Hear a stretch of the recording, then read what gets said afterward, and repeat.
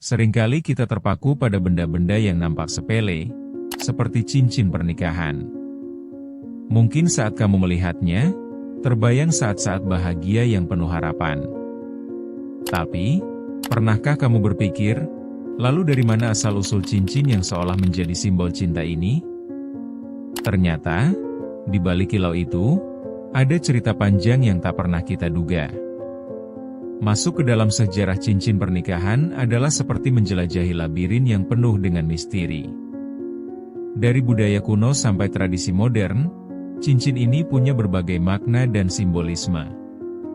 Di chapter pertama, kita akan mendalami asal-usulnya, mengapa batu mulia dan logam menjadi pilihan. Siapkan pikiranmu untuk melepaskan semua anggapan umum yang bahkan bisa bikin kamu geleng kepala. Chapter 1. Asal-usul cincin pernikahan. Cincin pernikahan sudah ada sejak ribuan tahun yang lalu.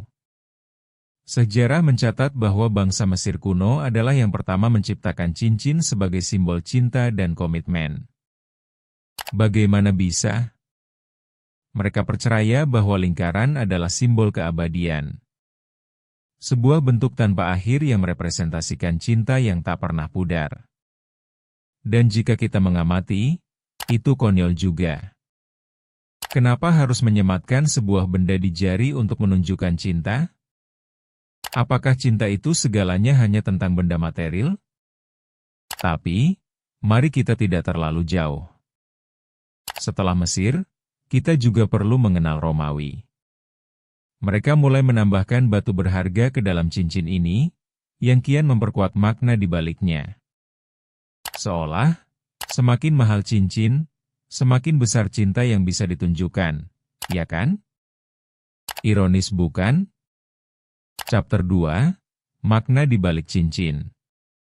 Bicara soal cincin pernikahan, kita harus meluangkan waktu untuk meneliti makna yang terkandung di dalamnya. Banyak yang mengira cincin itu hanya sekadar simbol, tapi bagi banyak budaya, ia menyimpan kekuatan yang luar biasa. Misalnya, di beberapa tradisi, cincin dipandang sebagai lambang hubungan spiritual, bukan hanya fisik. Dalam budaya tertentu, ada kepercayaan bahwa jari manis adalah jari cinta yang menghubungkan langsung ke jantung. Jadi, saat kita mengenakan cincin, rasanya seolah ada ikatan yang lebih intim, seperti aliran energi dari cinta kita ke cincin dan sebaliknya. Kita jadi bertanya, apakah kita mengenakan cincin atau justru cincin yang mengenakan kita? Dalam banyak hal, itu sendirilah yang membuat kita kembali memikirkan komitmen yang teramat dalam dan kadang sulit dipahami. Chapter 3, Tradisi beragam seputar cincin. Meneliti tradisi yang berhubungan dengan cincin pernikahan membawa kita ke seluruh dunia. Di India, ada ritual di mana sepasang suami istri saling memberikan cincin bertuliskan mantra suci. Di Jepang, kamu akan menemukan bahwa mereka memiliki cincin dengan desain unik yang mencerminkan budaya lokal. Lalu, apa yang akan terjadi jika kita berbicara tentang tradisi Barat? Di sana, cincin menjadi semacam kewajiban sosial yang harus ada saat menikah. Hal yang menarik adalah, karena sosialnya, sebagian besar orang memilih cincin berdasarkan tren, bukan makna. Jadi, apakah kita melestarikan tradisi atau hanya sekadar mengikuti arus? Cincin bisa jadi alat untuk menunjukkan status, tetapi pada saat yang sama, juga bisa jadi pengingat akan komitmen yang kita buat. Meski kadang terlihat klise, seberapa sering kita mengabaikan makna di balik aksi yang kita ambil? Chapter 4, Simbol yang tak terlihat. Sekarang mari kita bahas tentang simbolisme yang terkadang terabaikan. Apakah kamu pernah memperhatikan bahwa cincin ini tidak hanya berfungsi sebagai pernyataan cinta, tapi juga bisa jadi alat komunikasi?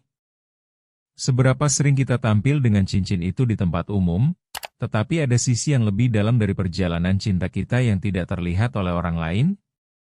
Cincin ini bisa memberikan pijakan dalam hubungan, seolah memposisikan kita di sebuah dunia yang penuh dengan harapan dan kita mandikan diri dengan kebahagiaan. Namun, Kenyataan seringkali memberi kita pelajaran yang pahit. Kita bisa berpikir bahwa cincin itu melambangkan hubungan yang sempurna, padahal kenyataan bisa sangat bertolak belakang.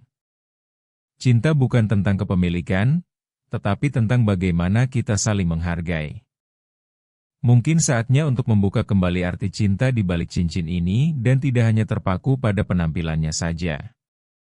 Chapter 5, Wujud Cinta di Era Modern. Di era modern, pesta pernikahan jadi salah satu konsentrasi banyak orang. Segalanya harus sempurna, termasuk cincin.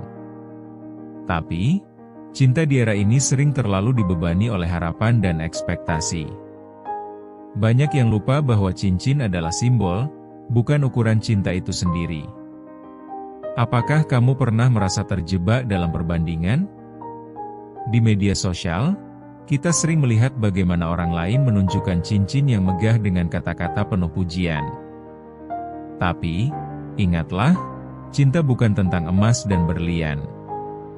Sejak kapan nilai cinta ditentukan oleh harganya? Cincin bisa menjadi indah jika ada makna di dalamnya. Mari kita ambil kembali makna yang sebenarnya dan cari tahu apa yang lebih berharga. Cinta yang tulus tak tergoyahkan oleh harga, dan justru itulah yang membuat cincin itu memiliki arti lebih bagi kita. Jangan lupa subscribe Memoria untuk terus menggali cerita-cerita menarik lainnya. Karena setiap hal punya asal.